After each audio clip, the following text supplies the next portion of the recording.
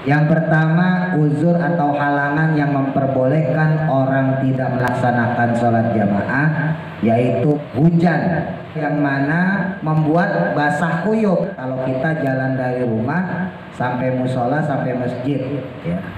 Terus kemudian jalan yang berlumpur. Terus yang ketiga, panas yang sangat, begitu pula dengan cuaca yang sangat dingin. Untuk orang yang menahan hadas, dia boleh menuntaskan hadasnya dulu, ya. Sekalipun dia mungkin kehilangan sholat jamaah.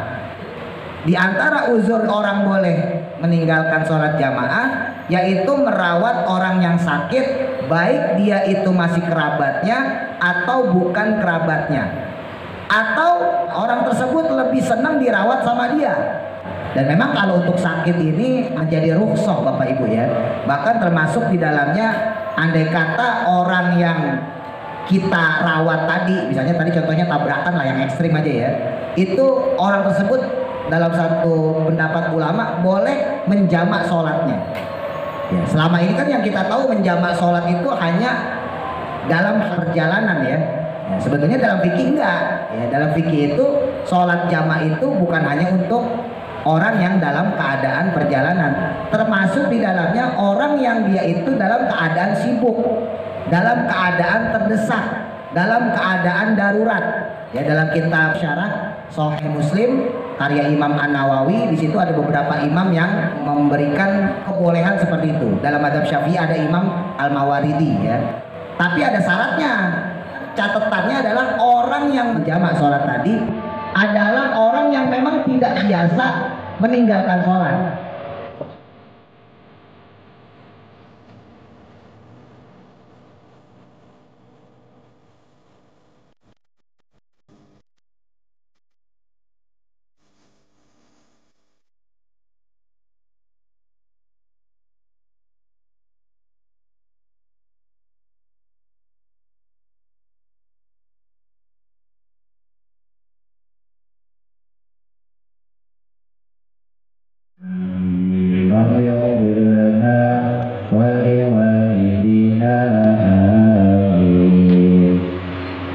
Kita lanjutkan kembali masih pada pembahasan tentang sholat berjamaah.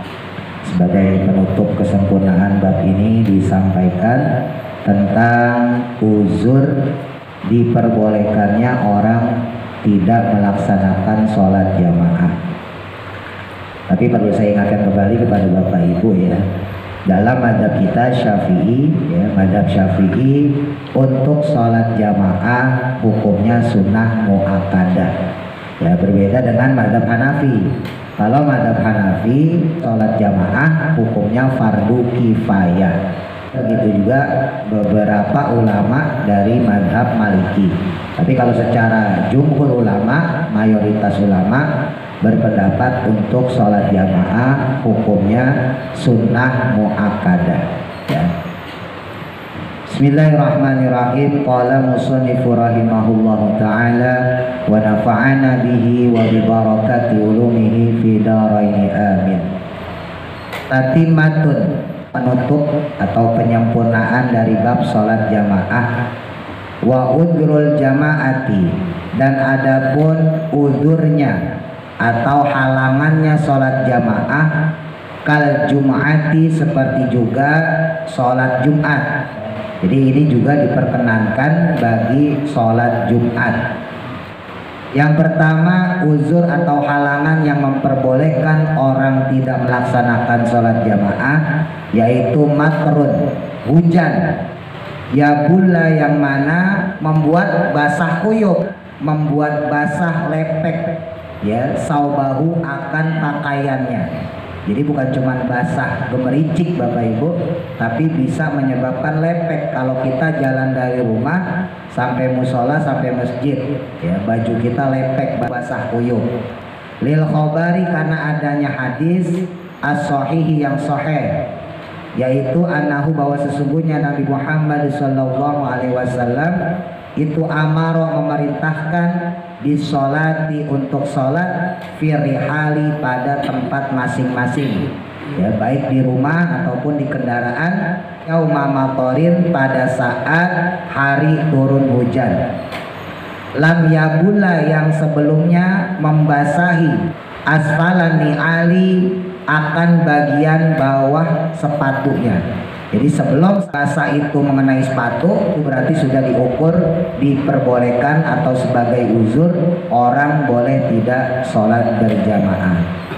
Bi khilafima, berbeda dengan sesuatu, maksudnya beda dengan hujan, la yabullahu, yang tidak sampai membuat lepek, ya, tidak sampai membuat basah kuyup. Nah itu beda. Jadi kalau gemericik atau hujan gerimis, ya, itu tidak menggugurkan kesunahan sholat berjamaah, ya. Ya ini lagi-lagi fikihnya fikih yang perfect, mendekati kesempurnaan.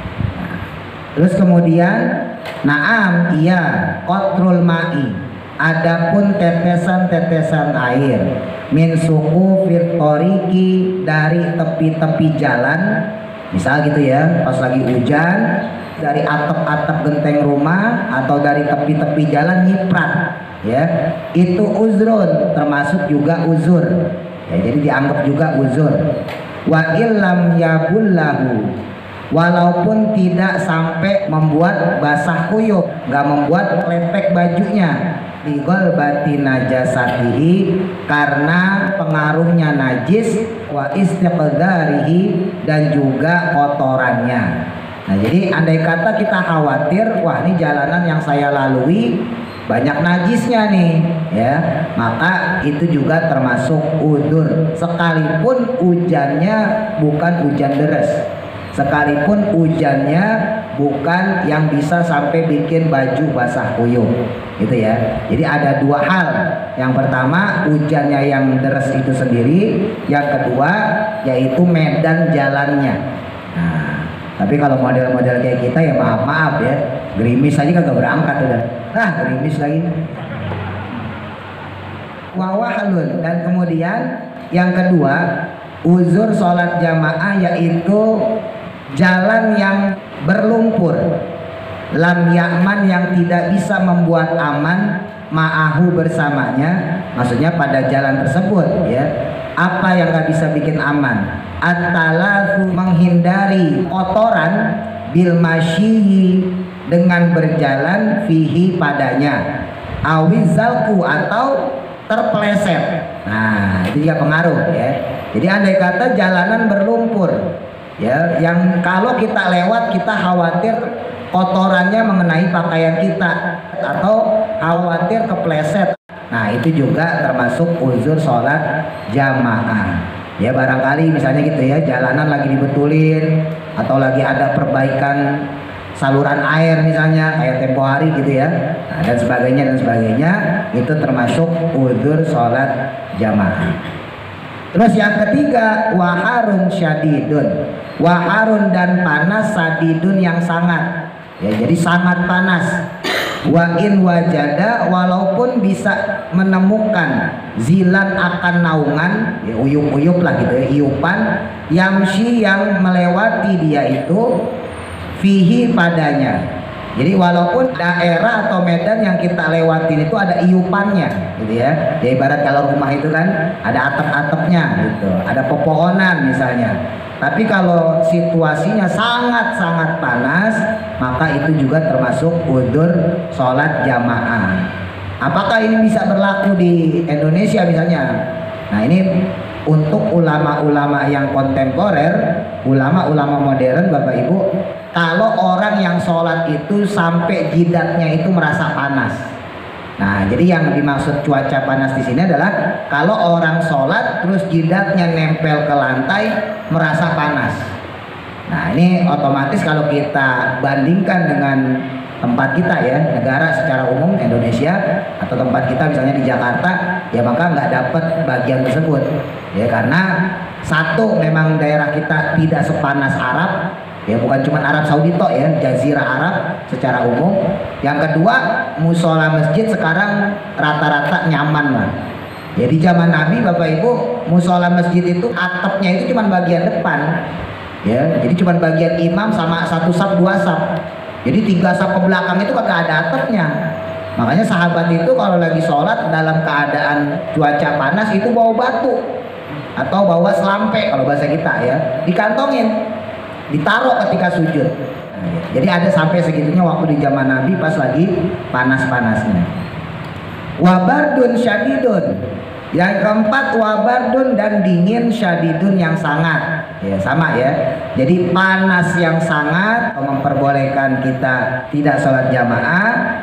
Begitu pula dengan cuaca yang sangat dingin. Terus yang kelima wazulmatun dan gelap syadidatun juga yang sangat. Jadi sangat gelap bilaili pada malam. Jadi malam yang gelap itu juga menjadi bagian uzur sholat jamaah. Nah ini kayaknya belum ada yang bisa pas sama kita nih ya. Yang buat alasan gagal sholat jamaah nih susah ini. Terus kemudian yang keenam wa masyaqqatu maradin dan parahnya sakit. Nah, mungkin ini bisa nih ya. Sakit yang parah wa illam tubahi walaupun belum diperbolehkan al-julus akan duduk fil fardi pada sholat fardu. La sudaun bukan sakit kepala yasirun yang sedikit atau yang ringan. Ya, bukan cuman sakit kepala atau pusing kalau bahasa kita ya, yang ringan. Kalau sakitnya sakit parah, sekalipun secara sholat dia tetap nggak boleh sholat duduk. Ya, kenapa? Karena ada yang sakit parah diperbolehkan sholat duduk, ada yang sakit parah tidak diperbolehkan sholat duduk, Bapak Ibu ya. Contoh sakit parah tapi tidak diperbolehkan sholat duduk. Misalnya anggota badan yang sakit, tangan. Ya, ada orang tangannya patah. Nah itu kan gak ada hubungannya sama duduk ya. Nah maka ketika dia sholat tetap wajib berdiri. Itu sakitnya parah, orang sampai patah dikit ya kan, tapi wajib sholat sambil berdiri. Nah dalam hal ini untuk sholat jamaah orang yang kayak begitu diperbolehkan untuk tidak sholat jamaah. Terus kemudian yang ketujuh wa mudafa'atu hadasin dan menahan hadas min baulin baik berupa kencing ya, pipis, au goitin atau buang air besar, au rihin atau menahan kentut. Fatukrahu maka dimakruhkan ya, hukumnya makruh. Apa as-sholatu sholat ma'aha bersamanya, maksudnya bersama menahan hadas tadi. Wa in khofa walaupun takut fautal jamaati putusnya jamaah atau ketinggalan jamaah. Lau farogo jika menyelesaikan dia nafsahu akan hajat dirinya itu kama soroha sebagaimana menjelaskan bihi dengannya jam'un yaitu sekelompok ulama. Wahudusuha dan menahan hadas fil fardi pada sholat fardu la yujawizu maka tidak diperbolehkan qat'ahu akan pemutusan sholatnya. Jadi untuk orang yang menahan hadas dia boleh menuntaskan hadasnya dulu ya, sekalipun dia mungkin kehilangan sholat jamaah baik 1 rakaat 2 rakaat atau mungkin kehilangan sepenuhnya ya. Kenapa? Karena sholat dalam keadaan menahan hadas itu hukumnya makruh. Wa mahalu adapun keadaan ma akan sesuatu, maksudnya dalam keadaan tadi zukiro yang disebutkan fi hadhihi pada masalah ini, maksudnya menahan hadas kemudian dia melepaskan hadasnya dulu ya, buang hajat dulu baru kemudian dia melaksanakan sholat. Itu maksudnya ini tasa'a jika masih luas apa al waktu waktunya bihaitsu law farogo yang sekiranya jika dia menyelesaikan nafsahu akan hajat dirinya itu idrokas sholata maka dia masih mendapatkan sholat kamilatan yang sempurna. Jadi hukum bolehnya dia melepaskan hajat lebih dulu ya, mengutamakan buang hajat dulu daripada sholat itu berlaku kalau waktu sholatnya masih panjang ya, yang sekira-kiranya kalau dia buang hajat maka maka dia masih bisa melaksanakan sholat secara sempurna. Wa illa, jika tidak, maksudnya jika tidak seperti itu, andai kata dia melepaskan hajatnya justru kehabisan waktu sholat, haruma maka haram. Apa at-takhiru, mengakhirkan, maksudnya mengakhirkan waktu, lidzalika, akan keadaan tersebut. Ya, jadi kalau misalnya waktunya mepet, ya maka menunda hajat itu tidak makruh. Tapi kalau seandainya waktunya masih lama, menunda hajat dalam sholat hukumnya makruh. Bahkan itu bisa mengalahkan sholat jamaah. Ya udah, buang hajat aja dulu, baru kemudian sholat. Terus kemudian yang kedelapan, uzurnya sholat yaitu wafaqdul libasin, dan ketiadaan pakaian, ya baju, celana, sarung dan sebagainya, laikin yang pantas atau yang layak bihi dengannya. Wa in wajada, walaupun menemukan dia, maksudnya punya dia, satirul aurati, pakaian yang bisa menutup aurat atau bahan yang bisa menutup aurat. Jadi dalam sholat jamaah yang diperhatikan bukan hanya aurat saja, tapi juga termasuk pakaian yang pantas. Jadi andai kata ada bapak-bapak nih, bajunya bolong-bolong, yang lain dicuci. Ya, kalau bapak-bapak kan auratnya mulai pusar ke bawah, ya jadi nggak masalah sebetulnya. Kalau yang bolong itu dadanya misalnya gitu ya, bagian bahunya, punggungnya dan sebagainya, selama bukan pusar ke bawah ya, nah itu kan secara sholat tetap sah. Ya, kenapa? Karena auratnya kan nggak kelihatan yang penting. Tapi untuk sholat jamaah, andai kata ada orang yang punya baju kayak begitu, ya, maka hukumnya jadi makruh.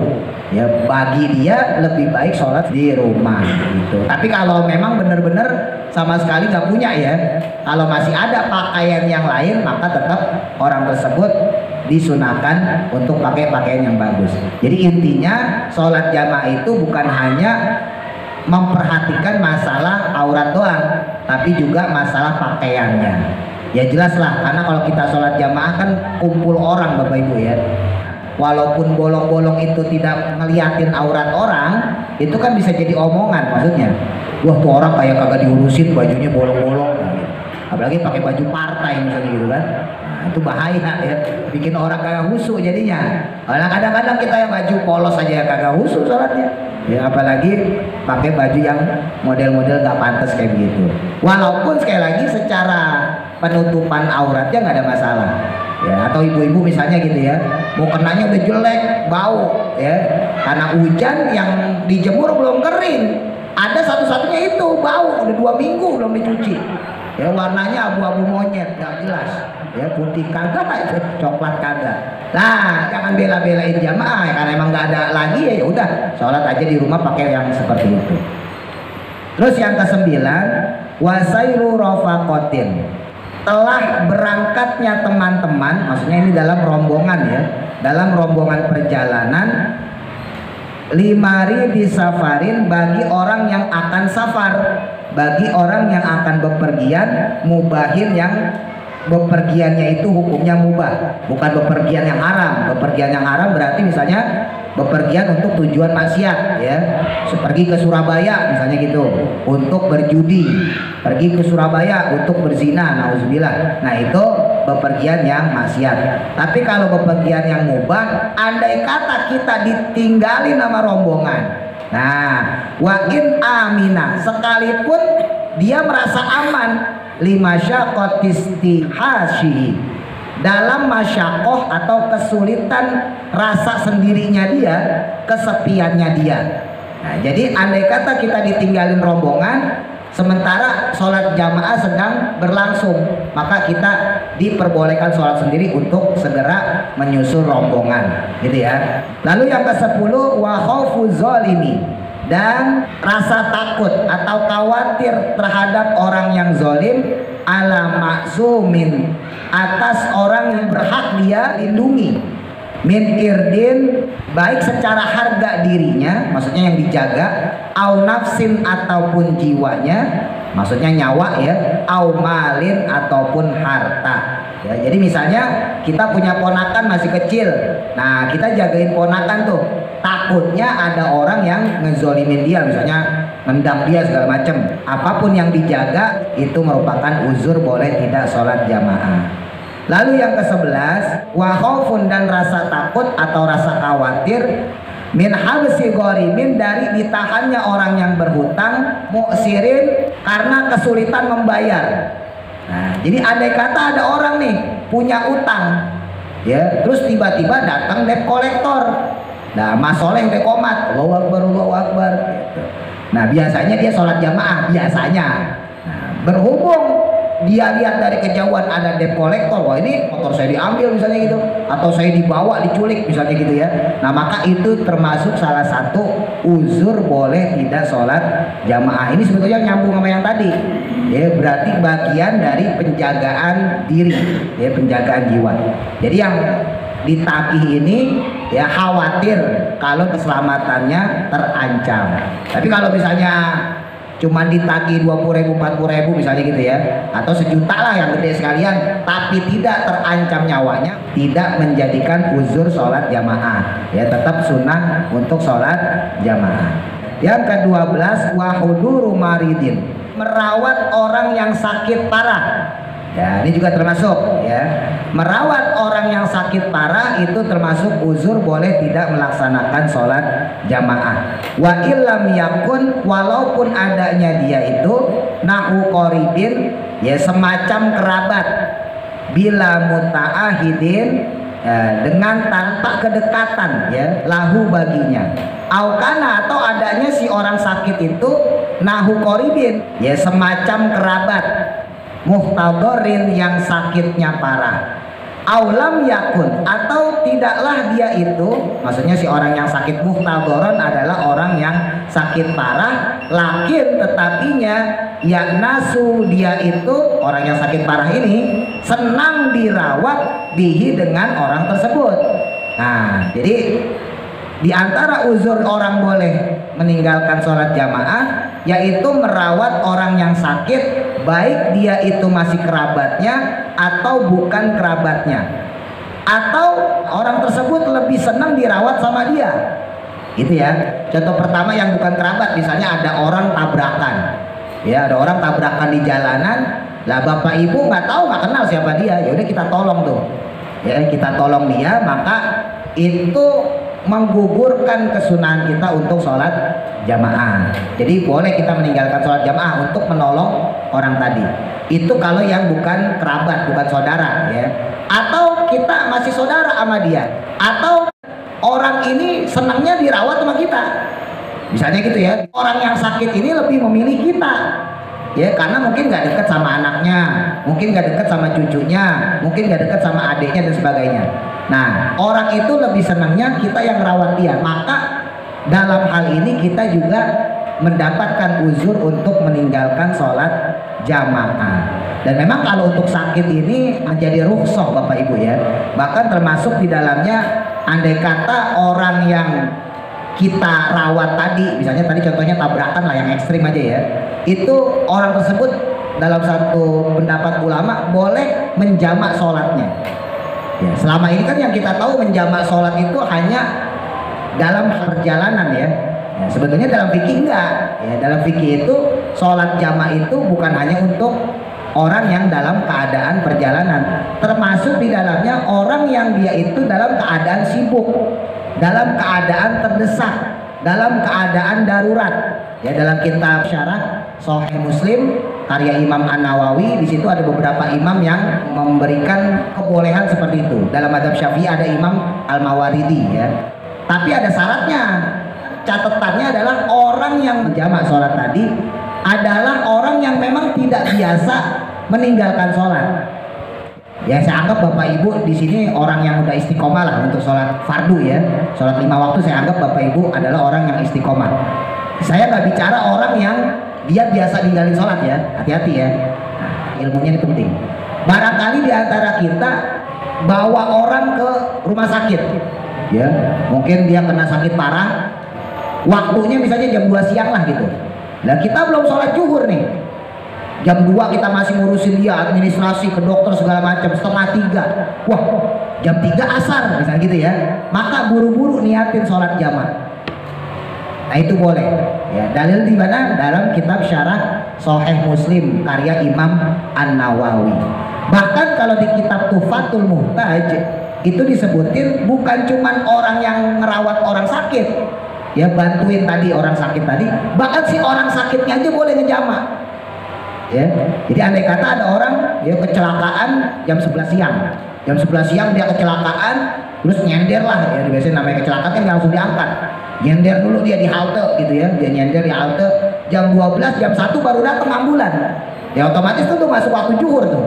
Ya, nah kalau orang dalam kondisi kayak gini, misalnya dia dibawa ke rumah sakit, ya jam 2, setengah 3 tindakan operasi, nggak mungkin dia sholat, maka langsung aja niatin sholat jamak. Atau lagi misalnya dokter mau operasi jam 11 siang, misalnya operasi apa, kemo lah, kemo tuh lama loh, bisa 4 jam 5 jam, jarum itu nggak bisa belok itu, kalau itu bahaya itu. Atau operasi lain lah yang membutuhkan waktu yang lama, misalnya gitu ya. Katakan misalnya jam 11 operasinya, dimungkinkan operasi itu baru selesai jam 4. Nah dokter yang kayak begini atau perawat yang kayak gini dia nggak bakal bisa sholat zuhur, ya kan? Maka diperbolehkan bagi dia untuk menjamak sholat walaupun dia dalam keadaan bukan musafir. Paham maksudnya ya? Tapi catatannya ingat tadi saya sampaikan, khusus buat orang yang dia itu tidak biasa meninggalkan sholat. Karena hati-hati nih yang kayak gini-gini kadang digampangin sama orang, dikit-dikit jamak, dikit-dikit jamak, ya bahaya. Bahkan ulama-ulama kontemporer bahkan termasuk di dalamnya orang yang ditimpa macet. Zaman Nabi dulu belum ada macet, makanya larinya ke ulama modern ya. Bahkan termasuk orang yang tertimpa macet. Bahkan termasuk di dalamnya kalau kita punya acara, misalnya pernikahan, ya namanya pengantin kan dipermak tuh ya, dari pagi dipajang.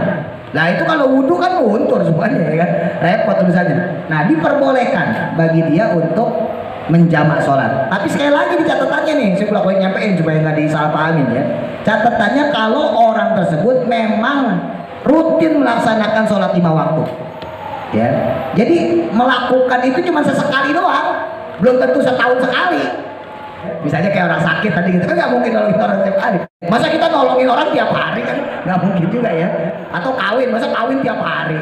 Wah tukang kawin itu. Nah ini mah orang yang dia biasa sholat 5 waktu. Suatu saat kejadian kayak begitu. Di pasar misalnya bapak-bapak yang dagang, wah baru naruh dagangan jam 6 pagi.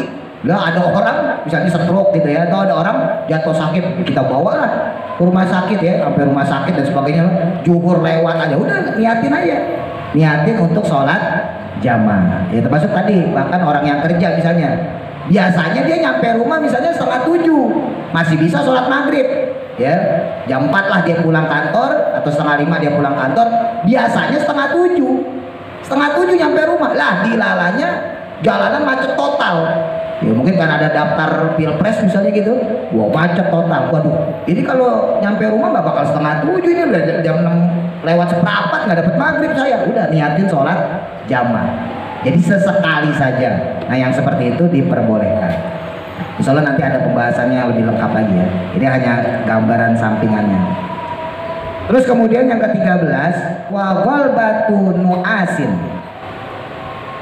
wa ghalbatu nu'asin, yaitu yang diperbolehkan orang meninggalkan sholat jamaah memiliki rasa kantuk yang sangat mengantuk, inda intizorihi, ketika menunggunya, lil jamaati, untuk sholat jamaah ya.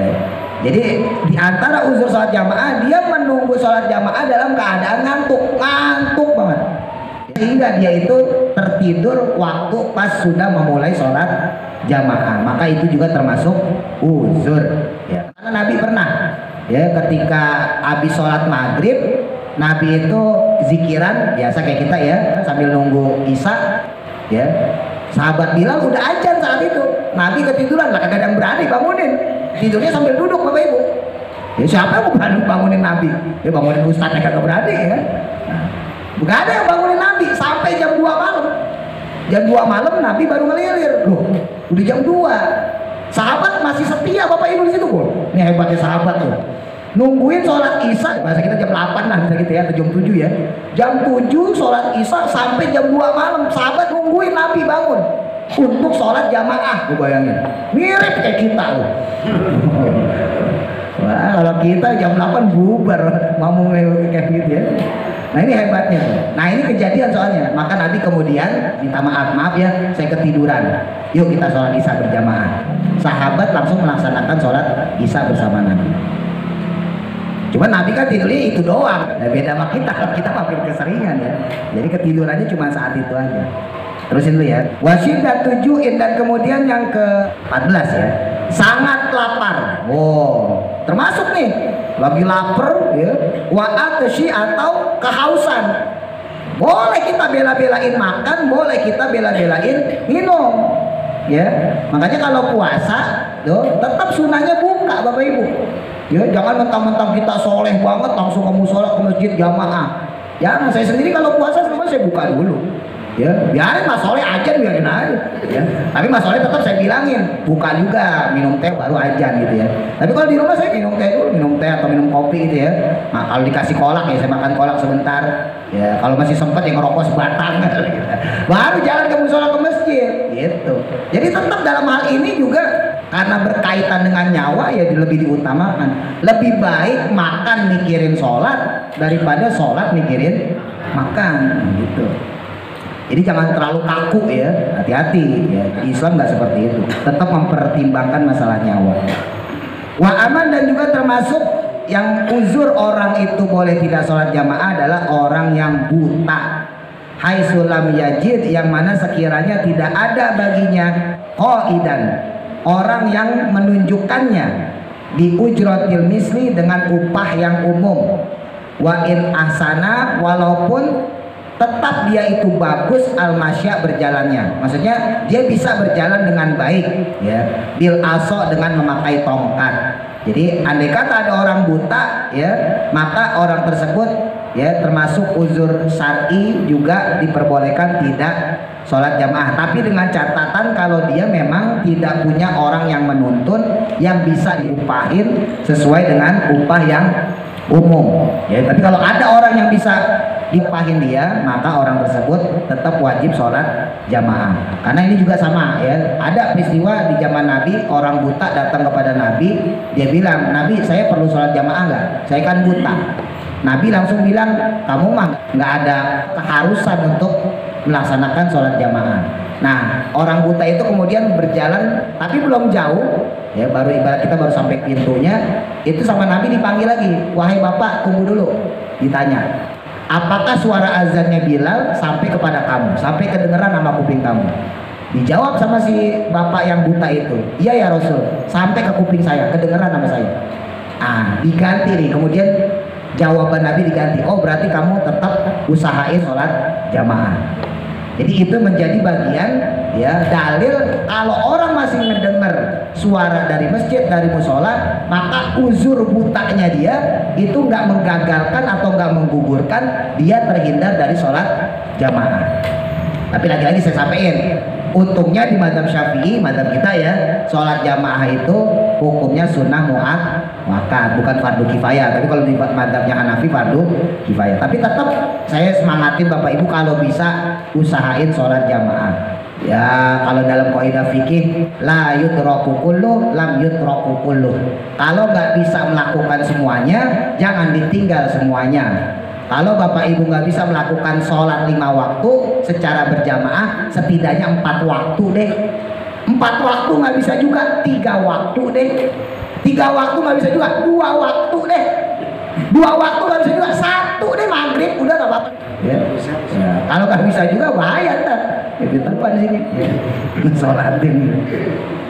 Ya kalau bisa seperti itu. Makanya untungnya kita masih punya sholat Jumat. Makanya wajar kata Nabi, andai kata ada orang yang nggak sholat Jumat 3 kali, maka diragukan keimanannya. Ya, jadi andai kata ada orang sholat Jumat kok ditinggalin sampai 3 kali, diragukan keimanannya. Meninggalkan sholat Jumat tentunya tanpa uzur ya. Bahkan dalam satu riwayat hadis lain, oh jelas tegas, kufrun, orang tersebut dihukumi kafir. Tapi kafirnya kafir amali ya. Artinya ketika dia meninggal tetap disolatin. Tapi perbuatannya seperti perbuatan orang kafir. Tanbihun, peringatan.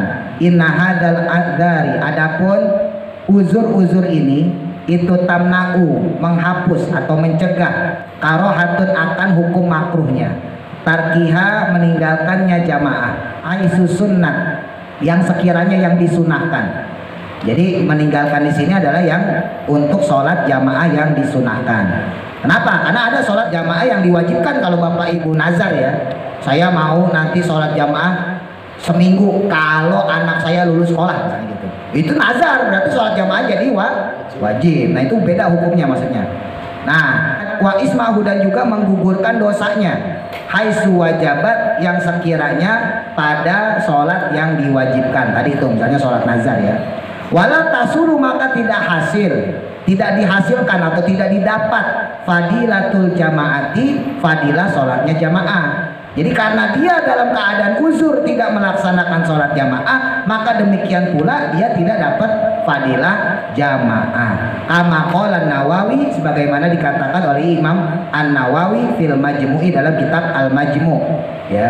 Wahtaro, tapi ada beda pendapat nih, memilih goiruhu, ya, ulama lainnya selain Imam An-Nawawi, ma alaihi, ya, qaul tersebut alaihi padanya jam'un mutaqaddimuna, yaitu ulama-ulama mutaqaddimin, ya, sekelompok ulama terdahulu, min husuliha, yaitu berupa tetap dapatnya fadilah jamaah, tetap dapat pahala jamaah, in kosodaha, jika dia menyengajanya, laulal udri, andai kata tidak ada uzur. Kalau menurut ulama lainnya, andai kata orang tadi berniat untuk sholat jamaah, lah kok tiba-tiba datang uzur pada dia, lalu dia tidak melaksanakan sholat jamaah, maka dia tetap dapat pahala jamaah. Misal tadi ya, lagi jalan nih orang, ya, kita misalnya gitu ya, kita mau jalan nih ke masjid, ke musola, lah di tengah jalan ada orang ketabrak misalnya. Nah kita nolong orang yang tabrakan, berarti kita kan sholat jamaah. Uzur itu nggak menggugurkan pahala sholat jamaah kita, ya, walaupun kita kemudian menolong orang yang tabrakan tadi. Qala fil Majmu', berkata Imam An-Nawawi lagi dalam kitab Al-Majmu', yustahabu, disunahkan, liman, bagi orang, tarokal jum'ati, yang meninggalkan sholat Jumat, ya, bila udrin, dengan tanpa uzur, ya, nggak ada uzur, kok ninggalin sholat Jumat. Kalau sholat Jumat mah wajib ya. Ada orang kok meninggalkan sholat Jumat, maka disunahkan ayatasodako, hendaknya dia bersedekah, bidinarin, dengan 1 dinar, au nisfihi, atau setengahnya, maksudnya setengah dinar, li khabari Abi Dauda, seperti hadis yang diriwayatkan oleh Imam Abu Daud, wa ghairihi, dan juga imam lainnya. Jadi andai kata ya kita ninggalin sholat Jumat dengan tanpa uzur, disunahkan kita itu sedekah dengan ukuran 1 dinar atau setengah dinar. 1 dinar itu kurang lebih ya, kalau sekarang 2.100.000, 2.200.000 lah kurang lebih ya. Jadi kalau setengah dinar ya berarti 1.100.000 ya. Walaupun itu tidak menggugurkan sholat Jumatnya itu sendiri, tetap wajib buat kita sholat zuhur ya, tapi ada kesunahan untuk mensedekahkan harta kita. Tujuannya adalah untuk mengganti pahala sholat Jumat yang kita tinggalkan. Walaupun mungkin secara derajat tetap pahala sholat Jumat berjamaah memenangi ya, menangin daripada ibadah sedekah yang 1 dinar tadi.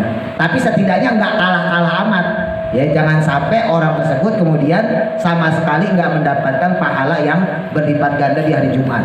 Kalau orang-orang yang sholat Jumat dia dapat pahala yang berlipat ganda lewat sholat Jumat, maka orang-orang yang tidak sholat Jumat dalam hal ini tanpa adanya uzur harusnya ngejar juga supaya tetap dapat pahala yang lebih besar di hari Jumat. Makanya disunahkan menurut Imam An-Nawawi untuk sedekah sebanyak 1 dinar atau setengah dinar.